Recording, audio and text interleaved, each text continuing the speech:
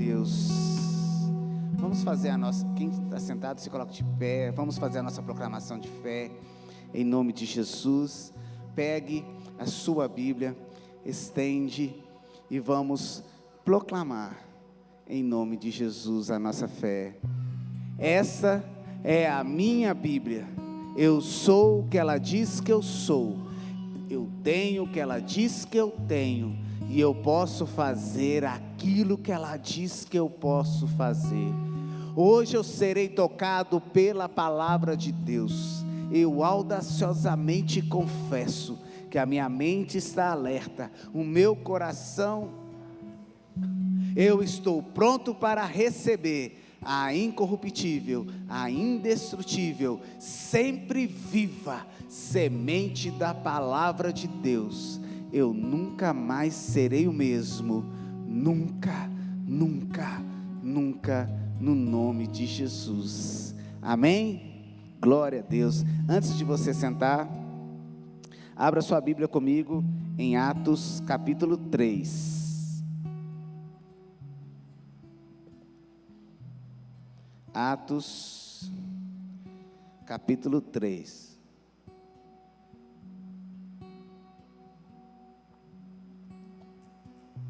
O tema da mensagem: não olhe para trás. Amém? Todos acharam? Pedro e João subiam ao templo para a oração da hora nona. Era levado um homem coxo de nascença, o qual punham diariamente à porta do templo, chamada Formosa, para pedir esmola aos que entravam. Vendo ele a Pedro e João, que iam entrar no templo, implorava que lhe dessem uma esmola. Pedro, fitando-o juntamente com João, disse: olha para nós. Ele os olhava atentamente, esperando receber alguma coisa. Pedro, porém, lhe disse: não possuo nem prata, nem ouro, mas o que eu tenho, isso eu te dou. Em nome de Jesus Cristo, o Nazareno, anda.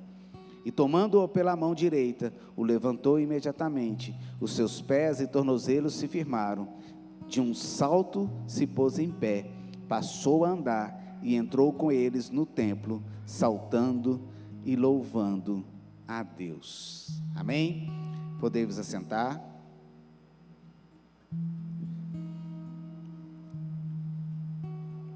Eu lembro quando eu fazia teatro na igreja, eu fazia essa cena, eu fazia a cena de um paralítico, que Pedro e João curavam, e todas as vezes que eu leio esse versículo, eu lembro, Deus uns anos atrás fazendo teatro. Irmãos, essa história é muito linda. Talvez você está me perguntando assim, mas o que tem a ver, não olhe para trás, com esse texto? É porque eu vou falar de Pedro. Pedro era um homem rude, um homem simples, o que a gente chama hoje de ignorante, grosso, na roça, homem brabo. E a história dele é uma história fenomenal, porque nos mostra como Deus pode nos moldar, como Deus pode construir em nós um caráter parecido com o do próprio Cristo. Quem levou Pedro a Jesus foi seu irmão André. Ambos eram seguidores de João, o profeta que batizou Jesus. E quando André ouviu falar de Jesus, pegou Pedro e levou Pedro até Jesus, para ele conhecer Jesus, e falou assim: olha, está vendo aquele homem? Aquele homem é o Filho de Deus, aquele homem é o Messias. Passou pouco tempo, Jesus encontrou Pedro e André no barco, e chamou Pedro para estar com ele, para ser um dos seus discípulos. E se você olhar a história desses 3 anos e meio mais ou menos, que Pedro andou com Jesus, você vai ver muitas histórias com Pedro, e uma das que é mais marcante é quando ele vai defender Jesus, e ele corta a orelha de Malco. Jesus ia ser preso para depois ser crucificado, e ele pega a sua espada e corta a orelha de Malco, pensando que estava defendendo Jesus da forma certa. E Jesus tem que pegar a orelha de Malco no chão, limpar aquela orelha e colocar no lugar, e ensinar de novo a Pedro que não é assim que se evangeliza. Outra passagem marcante de Pedro, de Jesus puxando a orelha dele, é quando Jesus pergunta quem ele era, e os discípulos ficam assim, uns falam uma coisa, outros falam com outra, e Pedro fala: tu és o Cristo, o Filho de Deus. E Jesus elogia ele, falando: isso foi o próprio Espírito que te revelou. Na mesma conversa, Jesus fala que tem que ir a Jerusalém para ser crucificado, e Pedro fala com ele para ele não ir, porque não queria que ele morresse. E Jesus fala com ele: ó, para trás de mim, Satanás. Na mesma hora que a boca de Pedro foi bênção, a boca de Pedro não foi. E por fim, a outra passagem marcante de tantas, foi quando Pedro negou Jesus 3 vezes. E quando Jesus olhou para Pedro, depois que o galo cantou, ou o sino foi tocado, ele sai daquele lugar com uma tristeza muito grande.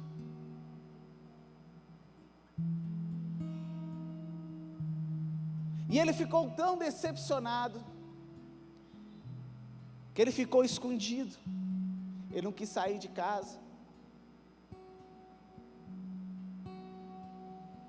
Mas quando Jesus ressuscita, ele fala algo que me deixa maravilhado: diga aos meus discípulos e a Pedro que eu ressuscitei.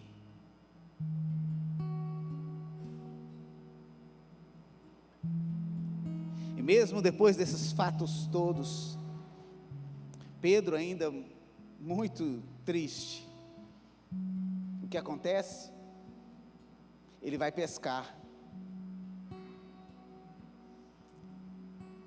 e Jesus tem que chamá-lo de volta. Olha, Pedro, não é essa vida que eu quero para você. Você me ama? Sim, Jesus, eu te amo. Então apacenta as minhas ovelhas. E Jesus repetiu isso 3 vezes. Tu me amas? Então cuide de minhas ovelhas. Tu me amas? Então cuide de minhas ovelhas.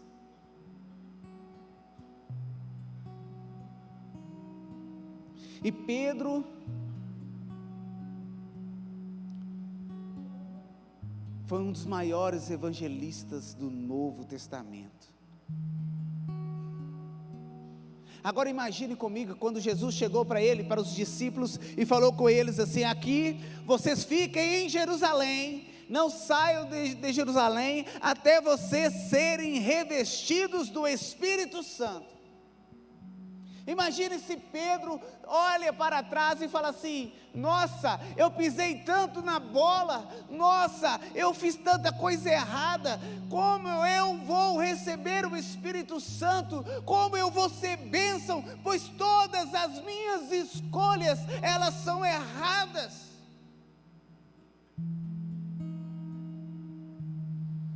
Imagine se Pedro só olha os erros dele.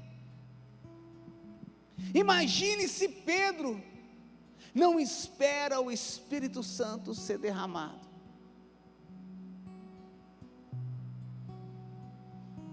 E quando Jesus é assunto aos céus, em Atos 2 a gente vê o derramar do Espírito Santo. Pedro, na sua primeira pregação, 3.000 almas aceitaram Jesus. Na segunda pregação, 5.000 almas aceitaram Jesus.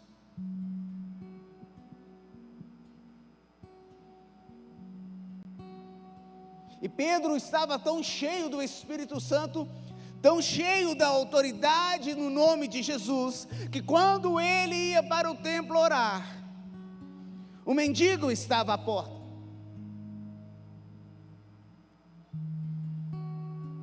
E na hora que aquele mendigo pede esmola, a Bíblia conta que ele não tinha prata, nem tinha ouro.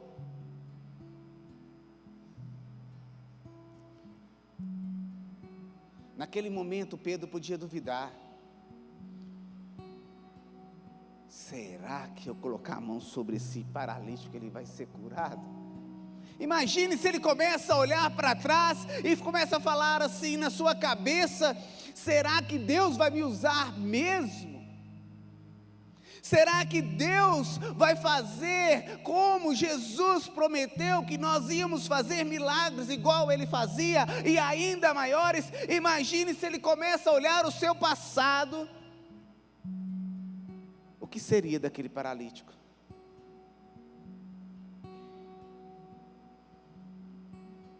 Mas a Bíblia nos conta que ele estava cheio do Espírito Santo.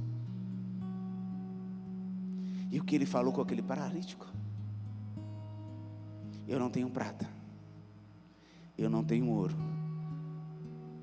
mas eu estou cheio de Deus. Eu estou cheio da autoridade do nome de Jesus.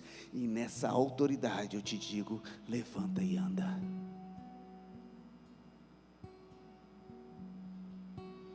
Talvez você veio aqui hoje cheio de dúvidas. Talvez você veio aqui hoje cheio de erros. Toda hora você lembra das coisas erradas que você fez. Todas as horas você lembra, todo momento você lembra das más escolhas que você fez. Talvez na sua cama você nem consegue dormir, porque os seus problemas estão tomando conta dos seus pensamentos de tal forma que a insônia vem. O seu passado sempre está presente. E talvez você veio aqui hoje como clamando ao Senhor por socorro, por um refúgio. Talvez você veio aqui hoje como uma última solução. E o Espírito Santo está falando com você aqui nessa noite: pare de olhar para trás. Em Lucas 9, capítulo 62, capítulo 9, versículo 62, fala que aquele que coloca a mão no arado não pode olhar para trás. Talvez você abandonou seu ministério porque você fez escolhas erradas. Talvez você abandonou a sua família porque você agiu errado.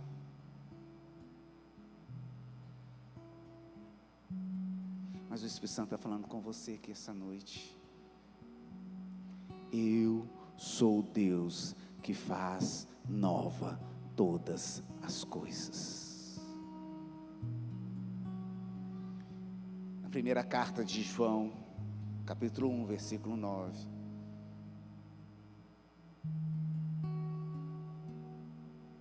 João nos ensina algo maravilhoso. 1 João 1,9 diz assim: se com a tua boca confessares o teu pecado, Ele é fiel e justo para te perdoar e te purificar de toda injustiça.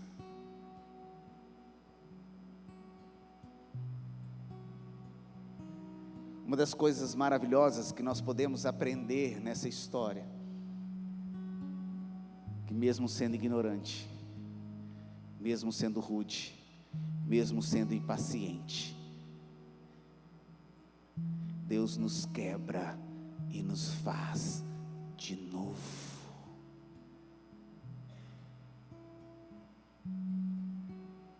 Sempre há esperança em Cristo Jesus. independente do que você fez,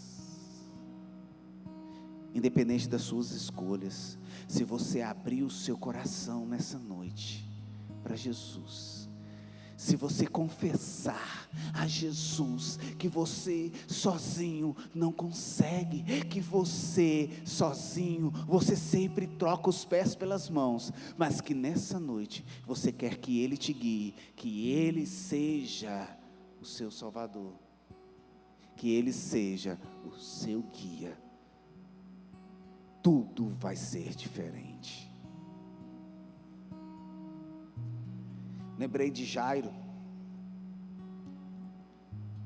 Jairo, a sua filha, estava para morrer.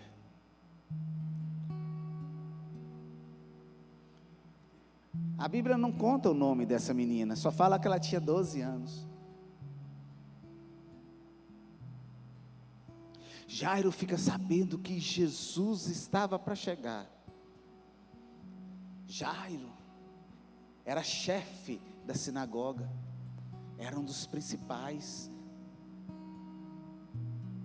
e ele ouve falar que Jesus vai estar pertinho da casa dele, e o que ele faz? Ele larga a sua casa, larga a sua família, e vai aonde Jesus está. Talvez quem estava na sua casa, olhasse para ele e falasse: você está louco? A sua filha doente, a sua filha morrendo, e você vai sair daqui desse jeito? Aonde você vai? Talvez Jairo nem falou para a família, para os parentes, aonde ele ia. A Bíblia não deixa isso claro. Mas ele saiu do lugar onde ele estava, e ele foi até Jesus, assim como você está fazendo aqui essa noite. Você deixou sua casa e veio para cá. Glória a Deus. Jesus está aqui, porque eu e você estamos aqui, e aonde estiver 2 ou 3 reunidos no nome dele, ali ele vai estar. E Jairo vai atrás de Jesus e fala com Jesus assim: Jesus, você pode ir na minha casa, pois a minha filha está morrendo. O mundo não pode cuidar da minha filha, o mundo não pode curar a minha filha, mas o Senhor pode. Nessa noite você diz para ele: o que eu tentei fazer não deu certo, eu consegui foi destruir a minha casa, destruir a minha família, as minhas escolhas foram erradas, mas se o Senhor for comigo, a história da minha família vai ser diferente. E Jairo pega Jesus e vai levando Jesus para casa, mas no meio do caminho, a mulher de fluxo de sangue toca em Jesus.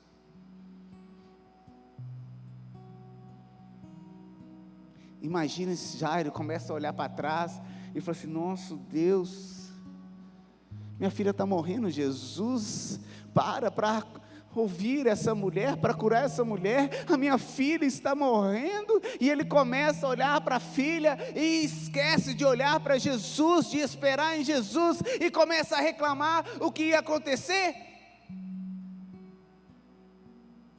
Talvez Jesus não fosse na casa dele. A Bíblia não conta assim, glória a Deus.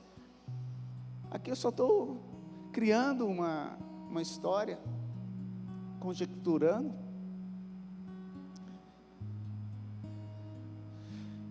Mas Jairo esperou em Jesus.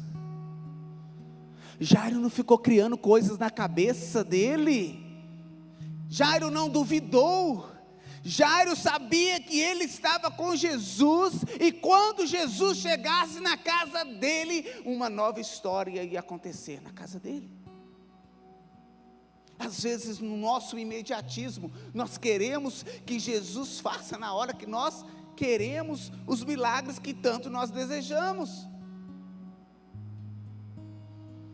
E quando Jesus não faz na nossa hora, nós começamos a olhar para trás, nós começamos a criar coisas dentro da nossa cabeça. É porque eu sou assim, é porque eu não sou digno, é porque não sei o que, é porque não sei o que, e a gente vai criando justificativas, nós vamos criando dúvidas, porque Jesus não nos respondeu na hora que nós pedimos.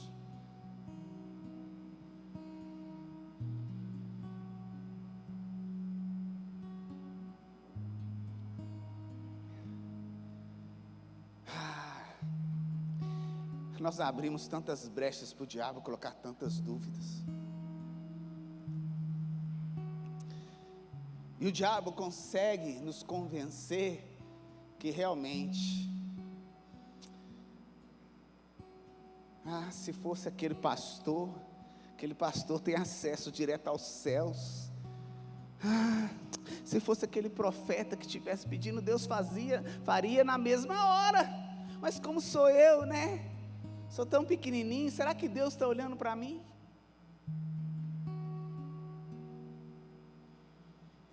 Irmãos, Deus nunca perdeu o controle de nada.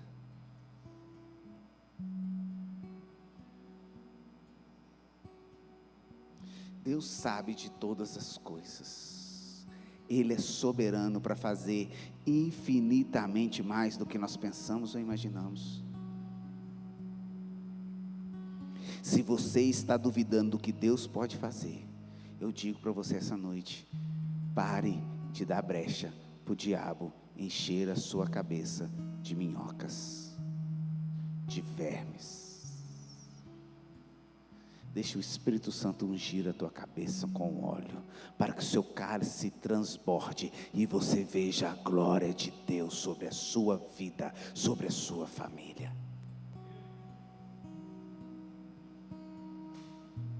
Joyce Meyer tem um livro que fala sobre a batalha da nossa mente, e é verdade. Aqui estão as nossas batalhas.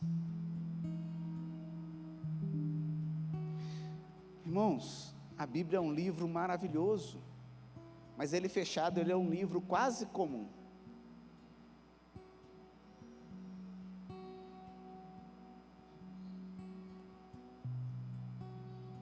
Mas quando nós abrimos e começamos a ler, e começamos a meditar, começamos a perceber o quanto Deus pode fazer por nós, aí a nossa mente se transforma.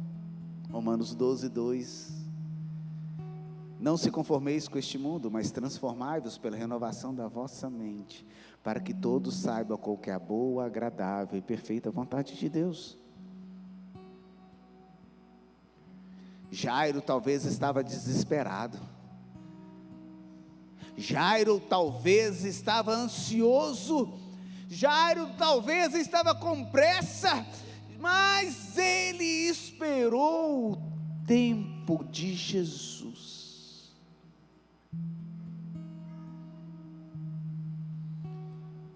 E quando Jesus curou aquela mulher, ouviu o relato daquela mulher, a história daquela mulher, Jesus não se esqueceu de Jairo, assim como Jesus não esquece de você. Era necessário a filha dele morrer, para que o milagre fosse maior do que ele tinha pedido a Jesus.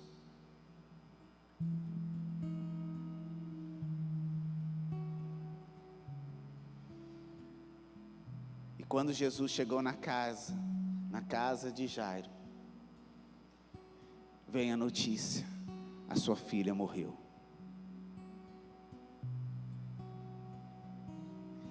Jairo olhou para Jesus e Jesus: fica calmo, ela só dorme.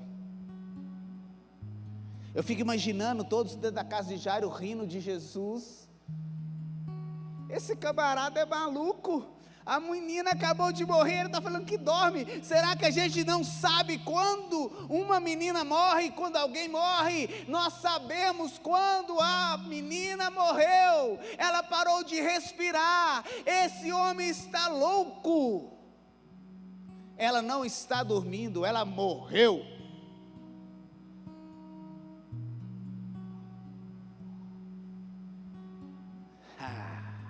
Aí entra o segredo. Jairo não deu ouvido para aquelas pessoas, ele olhou para Jesus. Talvez na sua vida as pessoas falam que você é um fracasso. Talvez as pessoas te julgam falando que nada dá certo na sua vida, porque você é um zero à esquerda. Primeira coisa, Jairo levou Jesus para dentro da sua casa. Segunda coisa, ele olhou para Jesus quando estava dentro da sua casa. Terceira coisa, ele não duvidou do que Jesus falou com ele. E quarta coisa, quando Jesus falou com ele, expulsa todo mundo aqui, ele expulsou todo mundo de lá. Então tira da sua cabeça tudo que não presta, expulsa da sua casa tudo aquilo que te afasta de Deus, daquilo tudo que cria dúvida na sua cabeça, jogue fora. Se Jesus está dentro da sua casa, algo novo vai acontecer, independente do que você fez no passado, independente das suas escolhas. Quando você leva Jesus para dentro da sua casa,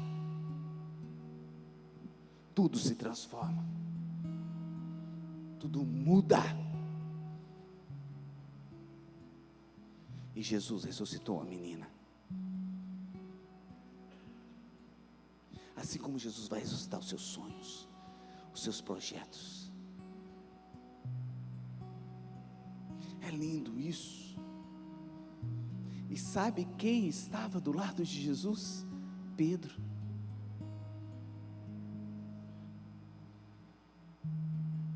Só 3 discípulos entraram com Jesus: Pedro, Tiago e João. Independente da vida errada de Pedro, independente da ignorância de Pedro, Pedro estava sempre com Jesus.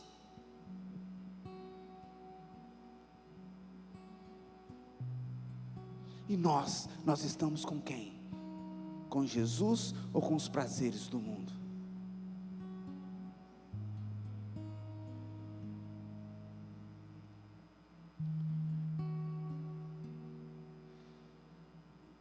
Pedro ainda não tinha negado Jesus 3 vezes.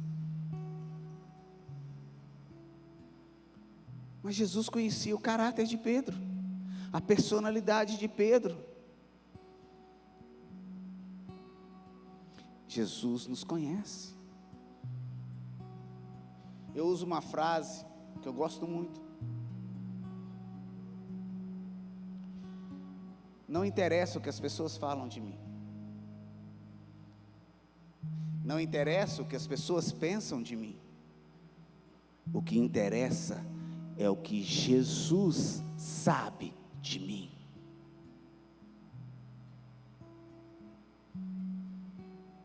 E sabe por que você está aqui essa noite? Porque Jesus sabe quem você é e a importância que você tem para o reino dele. Você não veio aqui à toa. O recado para você essa noite é: confie que Deus vai fazer infinitamente mais do que você pensa ou imagina. O que nós aprendemos aqui essa noite? Primeira coisa que nós aprendemos é que quando Pedro saiu da sua casa, ele já estava cheio do Espírito Santo. Quando ele chegou no templo, o milagre aconteceu, porque a autoridade estava sobre Pedro e ele não duvidou. Mas Pedro teve uma trajetória que parece muito com a nossa vida, de coisas erradas, de palavras mal colocadas, palavras que feriram, que negaram. Nós aprendemos que às vezes é necessário a gente estar no templo para ser curado, como aquele mendigo, como aquele pedinte, como aquele paralítico foi curado. Você está no lugar certo, porque Jesus quer te curar aqui essa noite. Você veio ao templo, e Jesus está liberando a sua cura, a sua bênção, a sua libertação, para você e para a sua família. Mas você não pode duvidar e nem olhar para trás. Você não pode achar que você não é digno, porque você fez uma coisa errada. Jesus fala: eis que faço nova todas as coisas.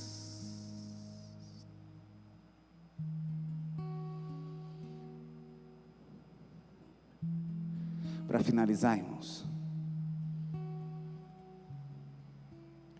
eu quero que você abra comigo um pouquinho para frente, Romanos capítulo 5. Romanos capítulo 5, a partir do versículo 1.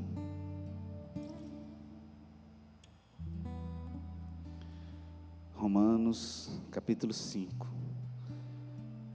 versículo 1.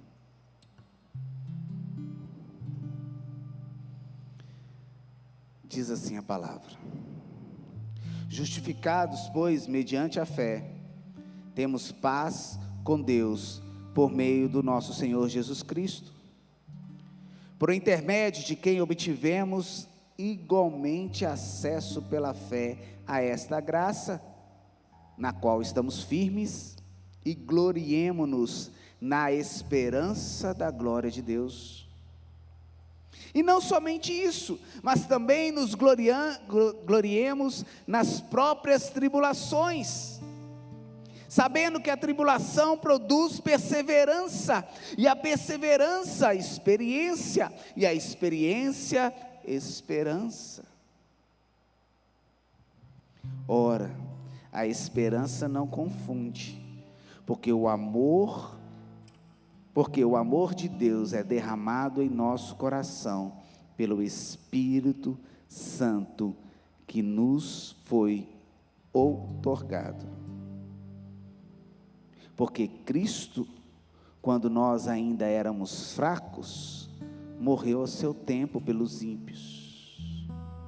Dificilmente alguém morreria por um justo, pois poderá ser que pelo bom alguém se anime a morrer. Mas Deus prova o seu próprio amor para conosco, pelo fato de ter Cristo morrido por nós, sendo nós ainda pecadores. Independente do seu passado, independente das suas escolhas, Jesus morreu naquela cruz porque te ama. Então pare de olhar para trás, pare de achar que você não é digno. Você está no lugar certo. Hoje é dia de cura, hoje é dia de vitória, hoje é dia de libertação. Não duvide, pois Deus vai te surpreender essa noite. Aliás, Ele já está falando com você, em nome de Jesus. Vamos meditar